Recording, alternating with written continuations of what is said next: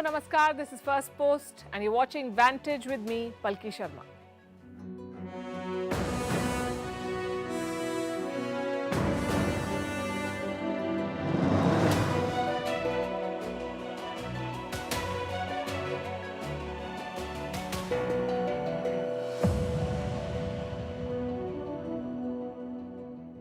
It's Wednesday. The war in Ukraine is intensifying. There's fresh American intel and more Russian troops and jets.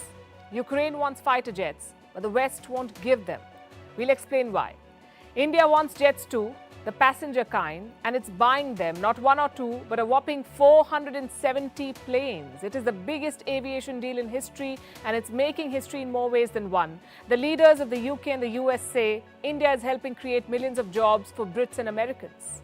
London's gratitude, though, won't go beyond words. It's not like they'll return the Kohinoor, although the new Queen consort will not wear it in her crown. They're selling it as a virtue. We'll tell you what it's about. And in China, a child attacked his father with a meat cleaver. The video has gone viral and triggered a debate about video game addiction.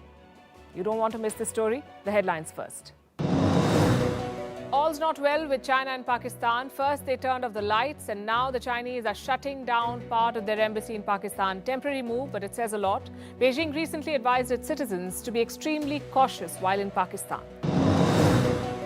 Meanwhile, in Wuhan, a major protest is on over public health insurance reforms, of all things. This is the Chinese city where the pandemic began.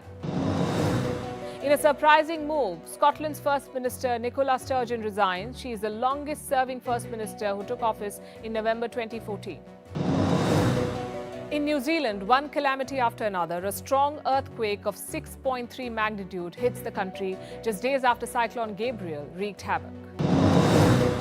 And German carrier Lufthansa suffers a major IT outage, forcing it to cancel and delay many flights across airlines. Lufthansa is Europe's biggest airline group.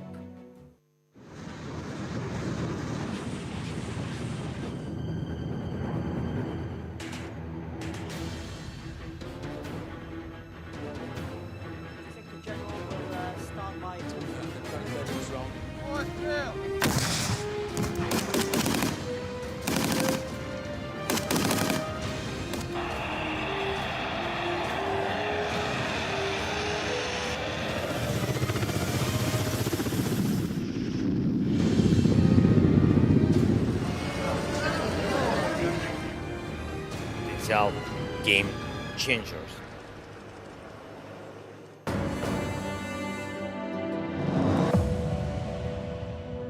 Our lead story tonight is from Ukraine. The war is intensifying, Russia is going all guns blazing, and Ukraine is losing ground.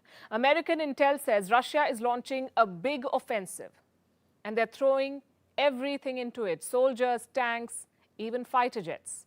The focus is on eastern Ukraine. The fighting has intensified in Bakhmut. It's a small Ukrainian city ravaged by the war.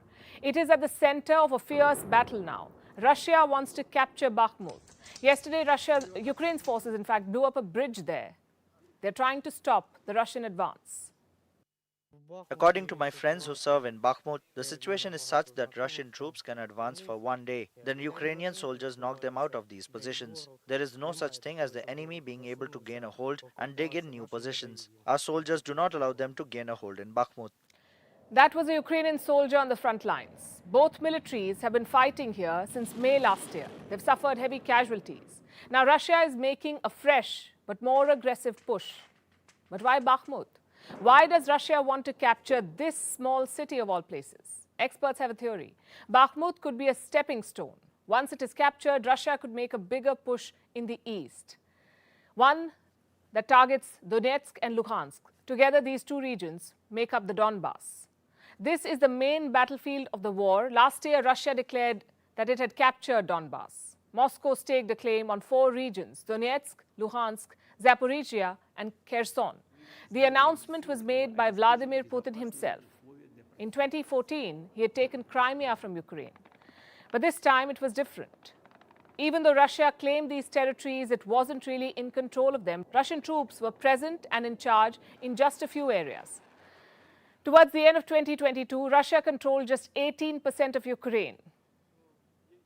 And Kiev kept pushing back on the battlefield. But today, the Ukrainian forces are struggling. Zelensky himself admits this is a tough situation. And of course, today, as every day, I was in touch with our military, our commanders. I had a few meetings. The situation on the front line, especially in Donetsk and Luhansk regions, remains very difficult. The battles are literally for every foot of Ukrainian land.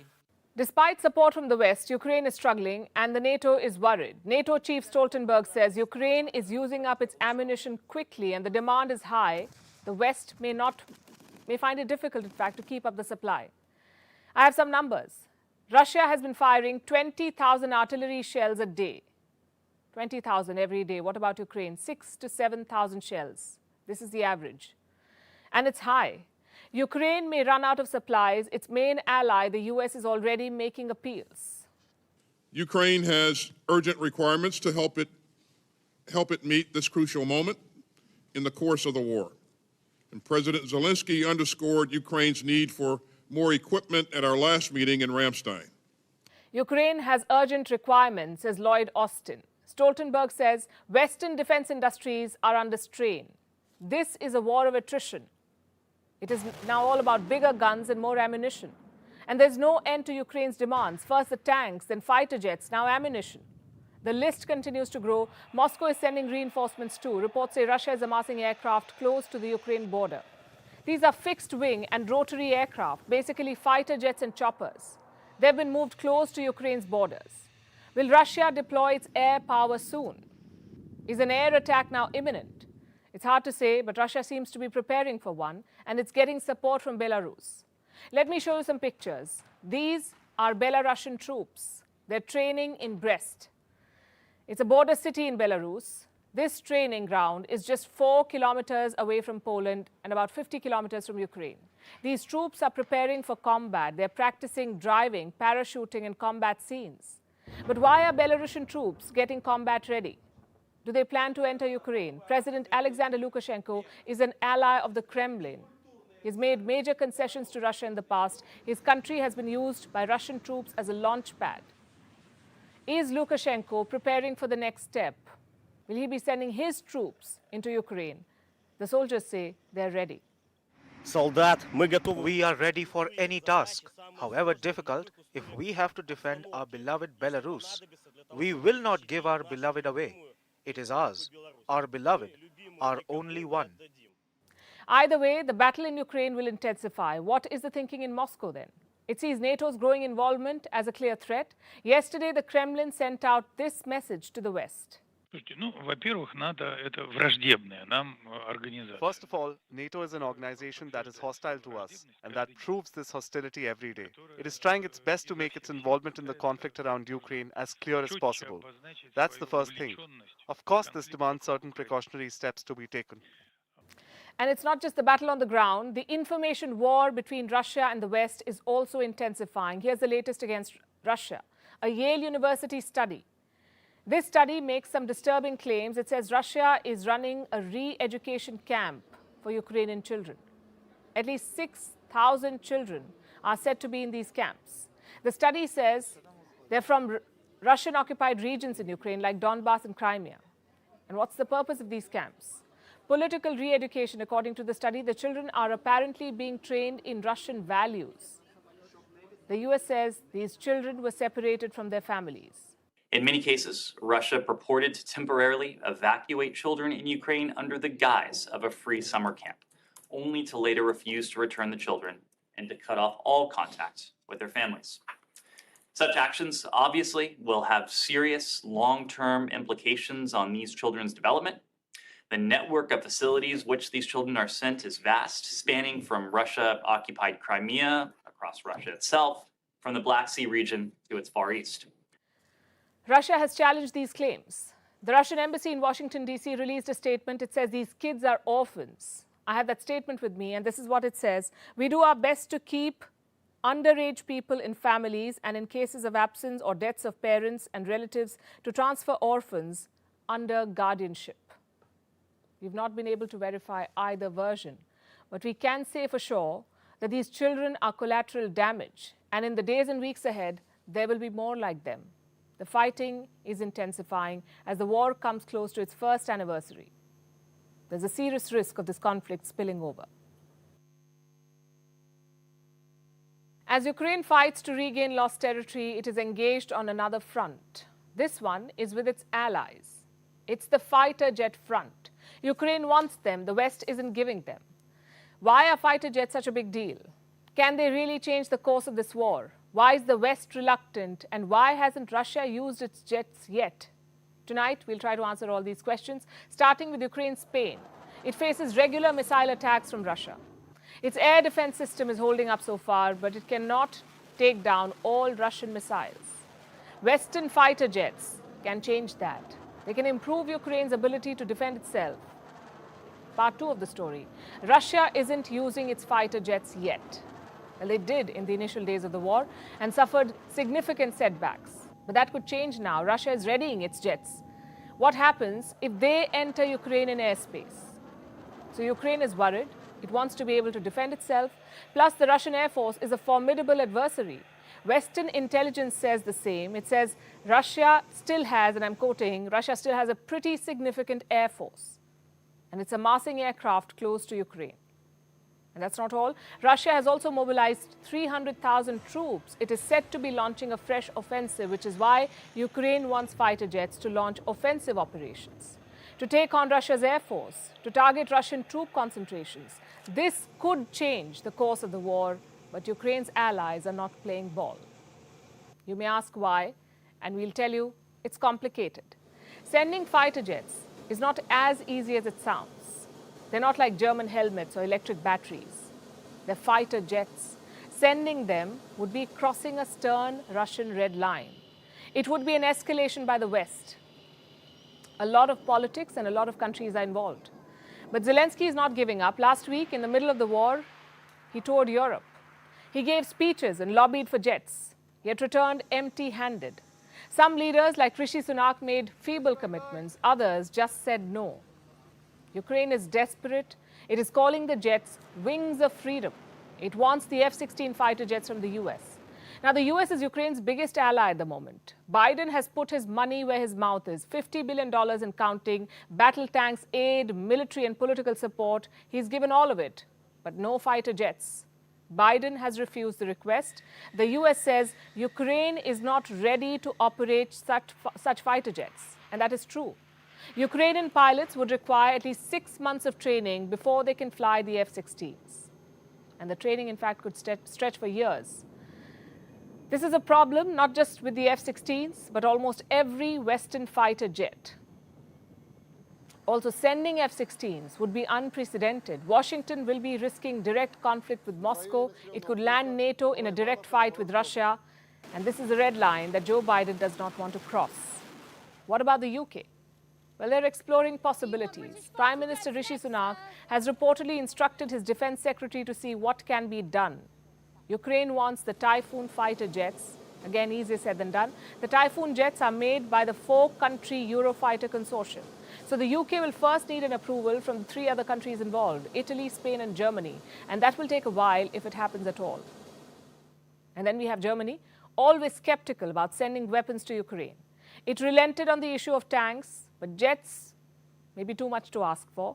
Chancellor Olaf Scholz has said a firm no. In fact, he went further and complained about Western countries. Then there's France. President Emmanuel Macron gave Ukraine a reality check. He said that even if Europe agrees to give jets, they won't be available anytime soon. And by the time they are, it could be too late. Ukraine's closest ally, Poland, is also unsure. President Duda has said that sending F-16s would be, quote-unquote, a very serious decision, one that was not easy to take. His words.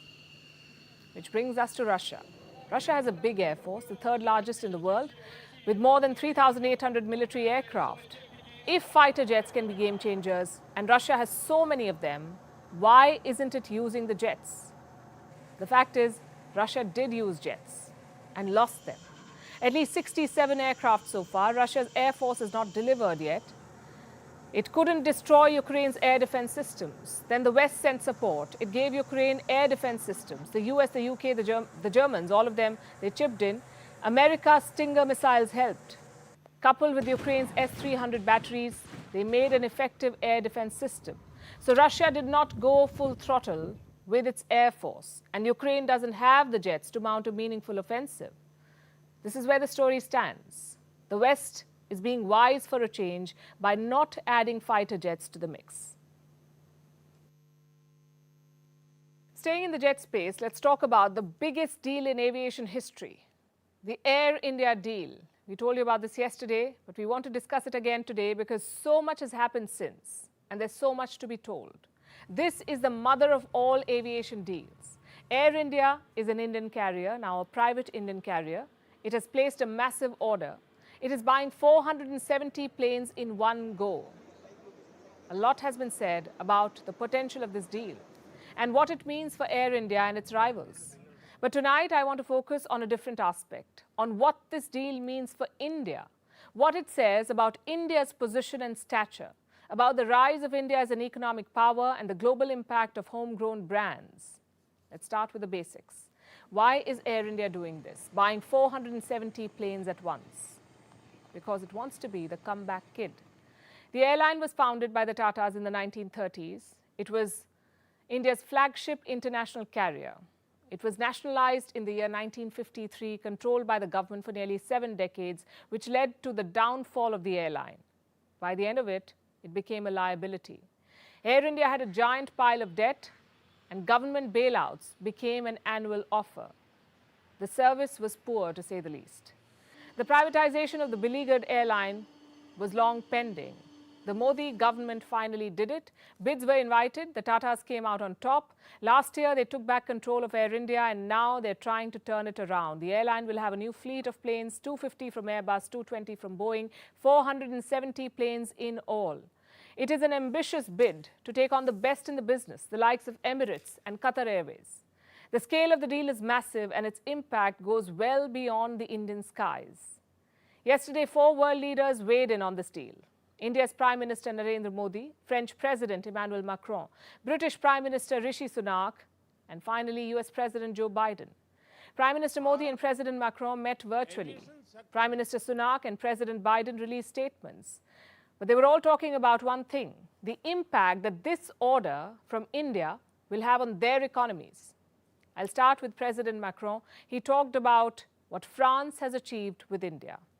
Once again, this achievement shows that Airbus and all its French partners, including Safran, are fully dedicated to develop new areas of cooperation with India, and we've achieved so much with India.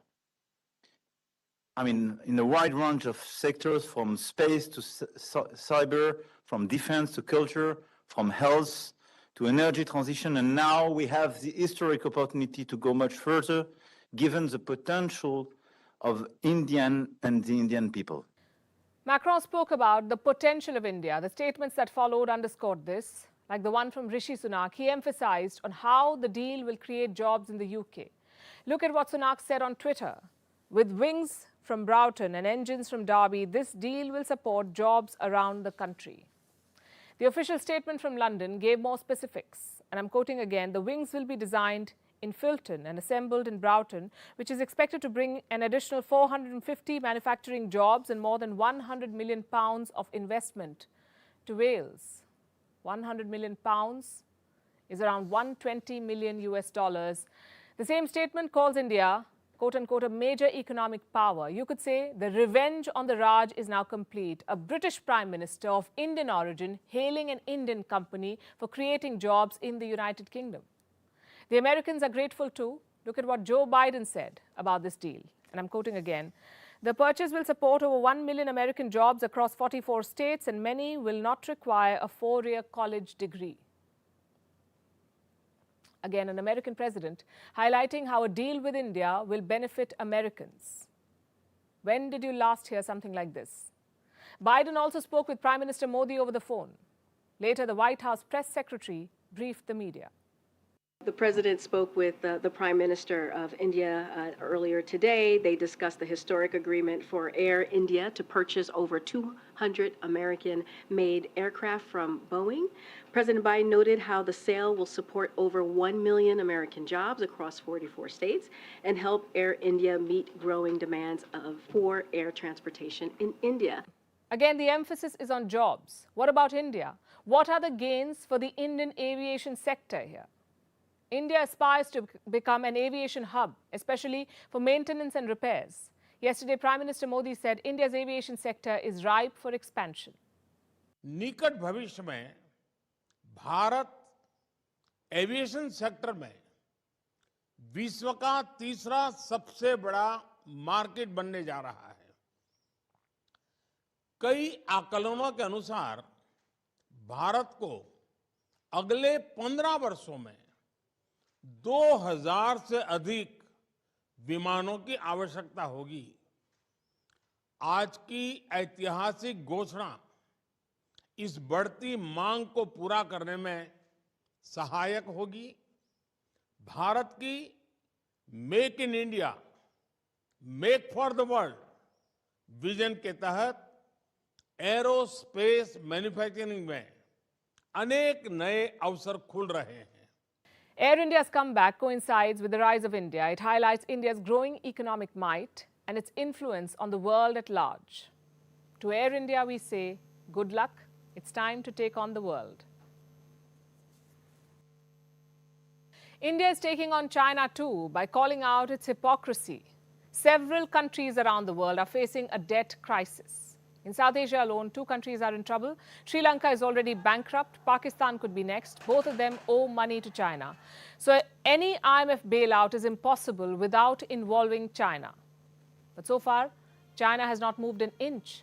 It refuses to play ball. It refuses to sign the debt restructuring plans. It continues to block any debt relief, even when the stability of these countries is at risk. India is calling out China's hypocrisy now. Amitabh Kant is India's G20 Sherpa, and he has spoken out about China's role. Listen to what he said. China needs to come out openly and say what their debt is and how to settle it. It can't be that the International Monetary Fund takes a haircut and it goes to settle Chinese debt. How is that possible? Everybody has to take a haircut. What is Mr. Kant talking about? He's referring to the debt restructuring plans. Let me explain.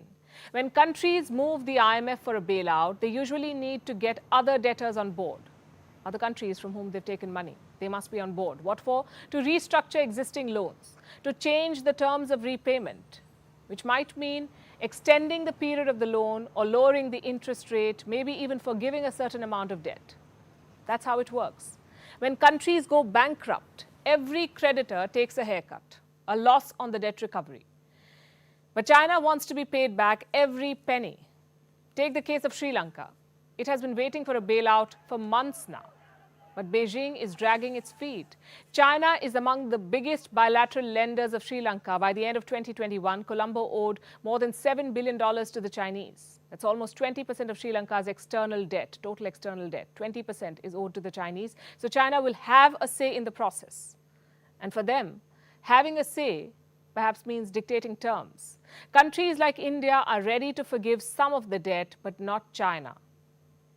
China is only offering to extend the repayment schedule, add more years to the loan.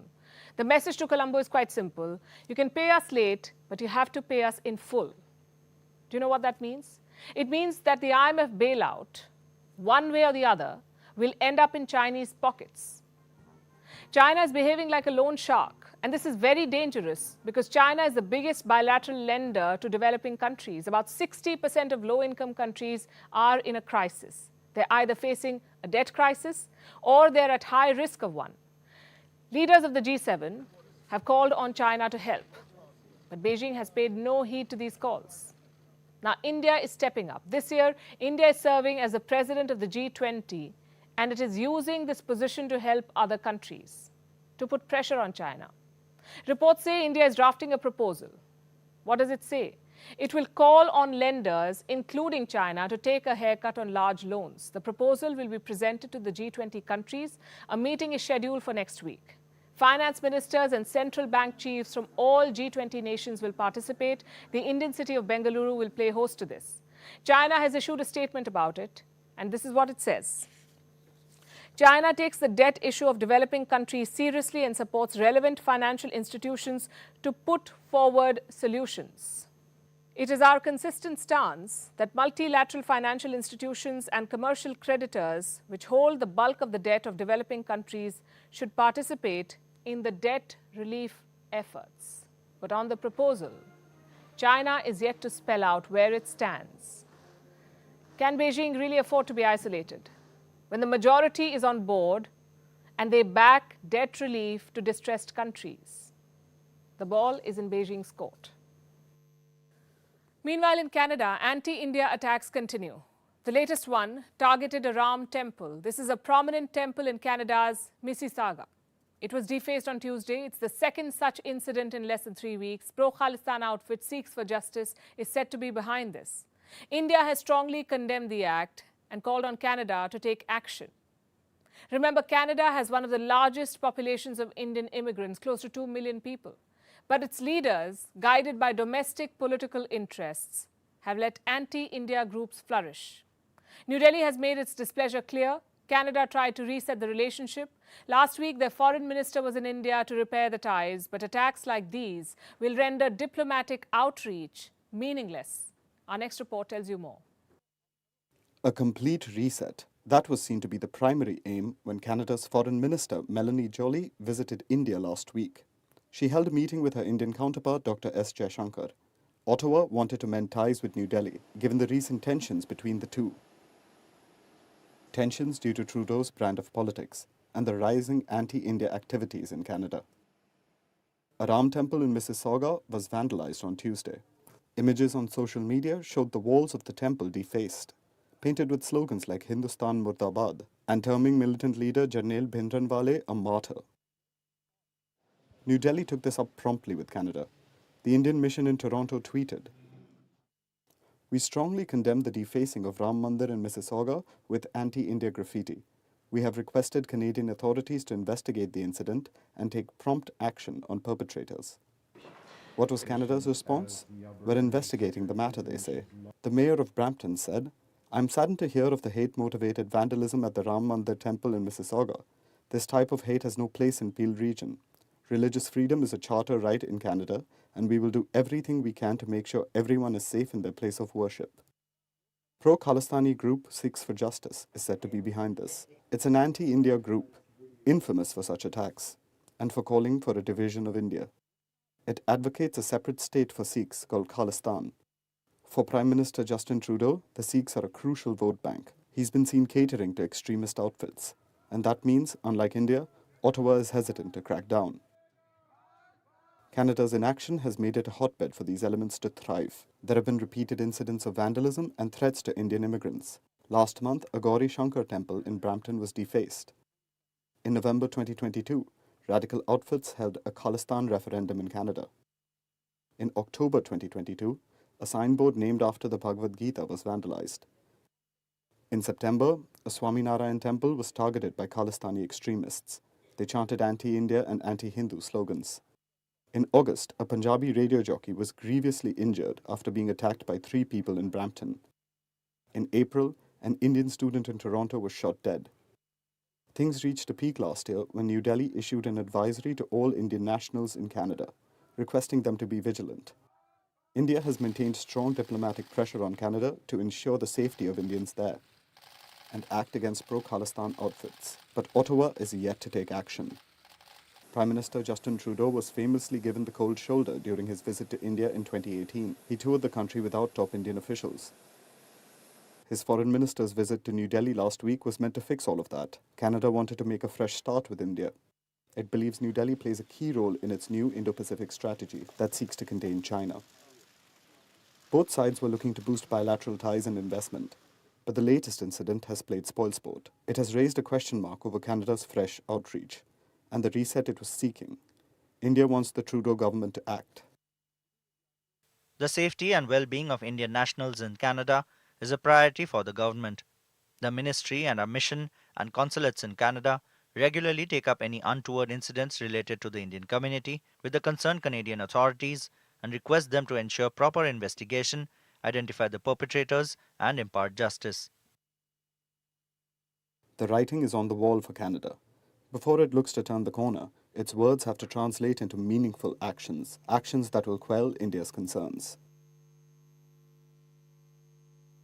Nikki Haley is running for president, the US president. She's an Indian American from the Republican Party. She announced that she's running for the White House.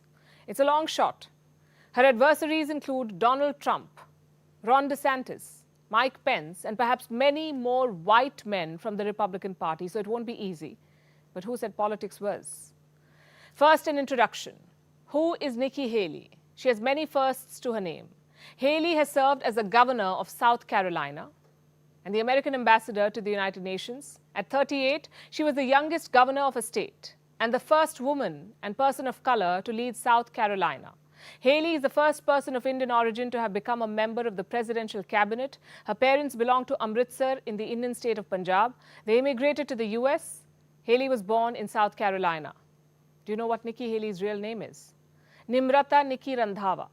She was born a Sikh, but in her 20s, she converted to Christianity. Nikki Haley sounded pretty confident as she announced her presidential bid on Tuesday. We must turn in that direction again. Republicans have lost the popular vote in 7 out of the last 8 presidential elections. That has to change.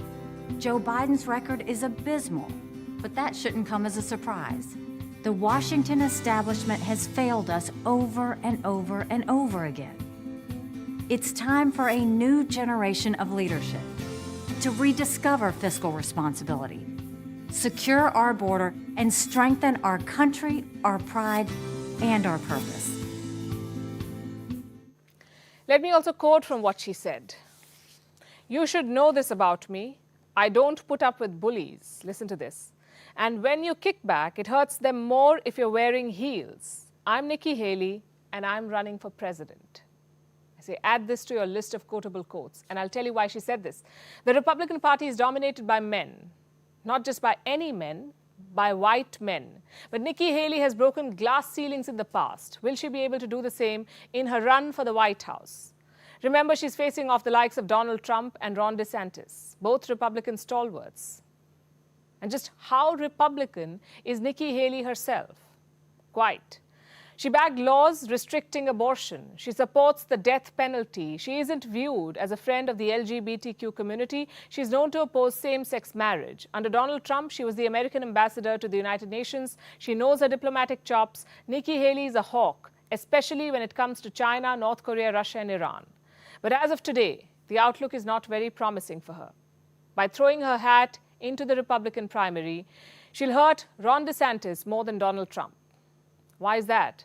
Apparently, Haley has pulled support from Ron DeSantis, and that has put Donald Trump in the lead. In a head-to-head contest, Ron DeSantis had the upper hand, or has it?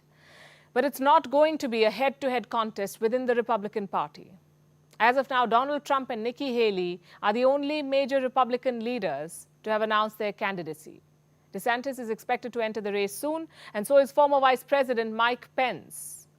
What about a direct contest between Donald Trump and Nikki Haley? According to polls, Trump holds a strong lead over her, a 54-27 lead. If it boils down to just DeSantis and Trump, DeSantis would win with a 4-point lead, at least according to polls right now. It may change later. In fact, DeSantis also holds a 1-point lead over Joe Biden, and Biden leads Trump by 6 points. But with more faces in the fray, the support will be divided, and Trump may win the Republican contest. Now, all of this might be sounding very confusing to you. Why can't the Republican Party have just one presidential candidate? Well, it will, but only after the primaries are over.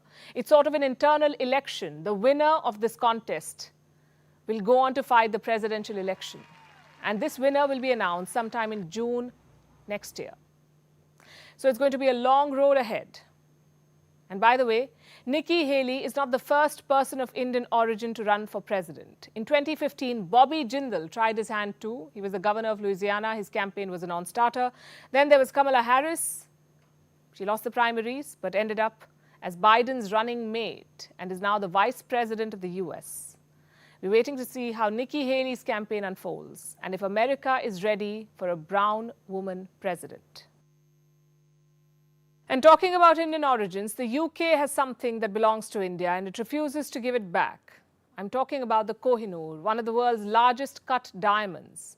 It is generally considered priceless, a jewel whose value cannot be quantified, but it's safe to say that the Kohinoor is the world's most expensive diamond. It belongs to India, but is currently languishing in Britain, on the crown of the Queen Mother.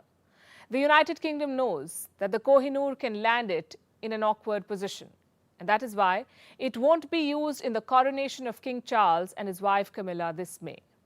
You heard that. The British know that the Kohinoor is hardly something they can flaunt, and so they've decided to not use it during the coronation ceremony of their next king and queen consort. King Charles's wife, Queen Consort Camilla, has apparently chosen a crown for the coronation, and it doesn't have the Kohinoor. Instead, Camilla has chosen the Queen Mary crown. It was a replica, a duplicate of sorts, of the original Kohinoor.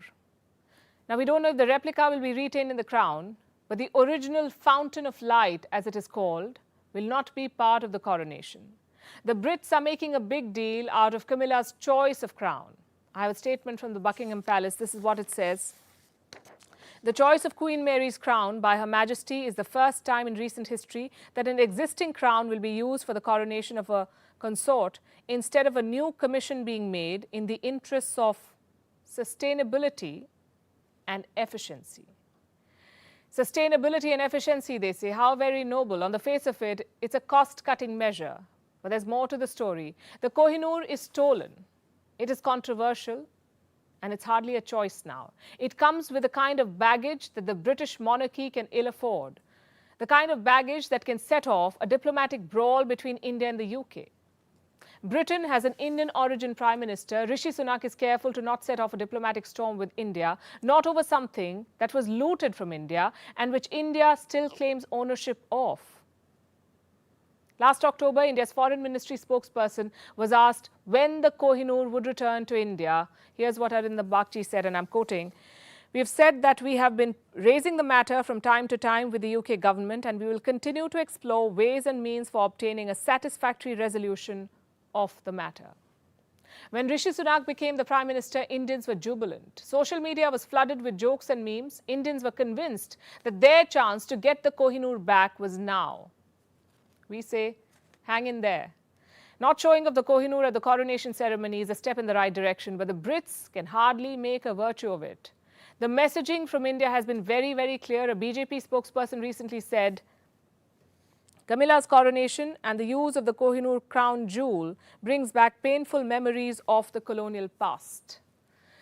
Safe to assume, the UK is not particularly inclined to bring those memories back. The Kohinoor is now part of the crown jewels of the United Kingdom. It was seized by the East India Company in 1849. It was a gift that the company gave to Queen Victoria. She wore it in a brooch. After Queen Victoria's death, the Kohinoor came down to Queen Alexandra. Then, in 1937, the diamond was transferred to the crown of the Queen Mother. Who was the Queen Mother? Queen Elizabeth II's mother. That's the brief British history of the Kohinoor, but India has a long and deep connection with it. It is said to have been mined in the Middle Ages during the reign of the Kakatiya dynasty. Legend suggests that the Kohinoor was in fact called the Syamantak money, or at least that's what it was called in India before it got a Persian rebranding. It has been described as a magical jewel in ancient Indian texts, but the first verifiable record of the Kohinoor's existence dates back only to 1740. The Kohinoor is said to have been one of the many precious stones embedded in the Mughal peacock throne. Then came Nader Shah from Iran. He plundered and looted India, took the Kohinoor with him. After his death, the diamond fell to Ahmad Shah Durrani, the founder of the Afghan Empire. After Durrani, it came in the hands of Maharaja Ranjit Singh, the founder of the Sikh Empire. It stayed in the Sikh Empire for quite some time. After the Second Anglo-Sikh War in 1849, Punjab was taken by the British.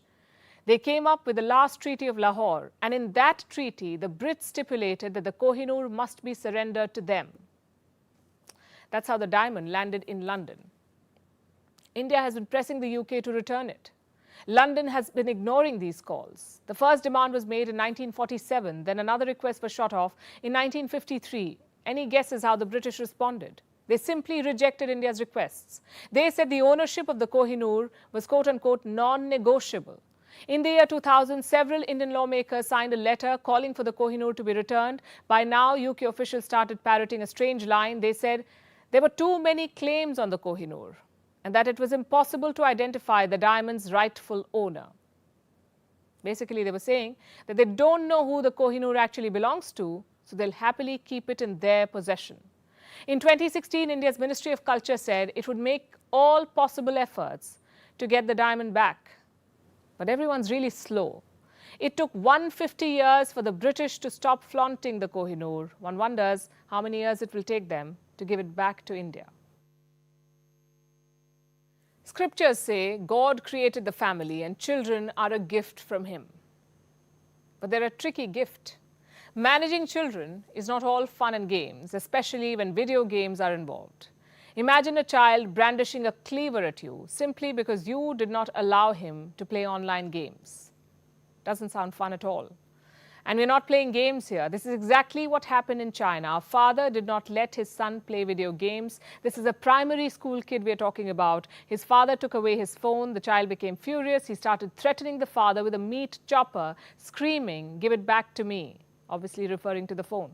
The boy continued doing this before the man overpowered him. He took away the chopper, much like we imagine the phone was taken away in the first place. A video of this shocking standoff has gone viral in China. It has been viewed by more than 7 million people. This happened as school began after the end of winter holidays. Every winter and summer break, the seasonal change doesn't just bring allergies with it, it also sparks the video game debate. It's fairly common in China. So is mobile game addiction among children and teenagers. China is the world's largest video game market. It has more than 700 million gamers across platforms. Gaming addiction is serious, so much so that the government came up with new laws. Beijing implemented strict measures in August 2021. This crackdown included a number of rules, like tight grip on online content and playing time restrictions for children. Also, a temporary freeze on new games. Last year, domestic games got just 462 licenses. The year before, that number was 755. So China is limiting the number of and access to video games. And it says this crackdown has brought positive results. China has declared a victory over gaming addiction in minors. It says more than 75% minors have limited their playing time to 3 hours a week, and this problem has been quote-unquote basically solved. But soon after the announcement, this happened. China granted licenses to 44 imported games, the first such approvals in 18 months. This thaw in industry crackdown also followed an article in the People's Daily, which is the Chinese Communist Party's mouthpiece. It said the gaming industry is of great significance to China. It helps the country's industrial layout and tech innovation. Which makes us wonder, is this a curious case of gaming the system itself? With good PR, it seems like the problem has vanished. But government aside, let's talk about mobile gaming companies in the country. They say they want to make a positive impact. And what have they done about it? They followed the government and introduced new rules, like what? Limiting the playing time for children and confirming their age. So a player must now upload an identity card. They even require facial recognition to prove their age. Take the example of Tencent Games. It is China's largest producer of mobile games. It has restricted the gaming timings from 8 to 9 p.m., but these measures are not enough.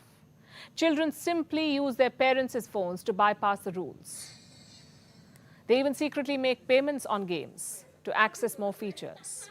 By the looks of it, gaming addiction is not going away anytime soon, and China is not the only country facing this issue. The gaming industry is booming the world over. This expansion was driven by the pandemic. Many gamers picked up their controllers and smartphones to escape boredom in lockdowns. And the numbers say it all. The market expanded by 26% between 2019 and 2021. China and the US dominated the market in 2021. They accounted for about half of all gaming revenues. But future growth will be seen in other nations. Projections say the global gaming industry could be worth $321 billion by 2026. The market will expand the fastest in Turkey, of all places. It will see an average growth of about 24% by 2026, followed by Pakistan, average growth of about 22%. And then India. Yes, we're not far behind. Our expansion could be about 18%. 2022 ended with about 396 million gamers in India. The overall Indian gaming market is valued at more than $2.5 billion. The global gaming industry is swimming in cash.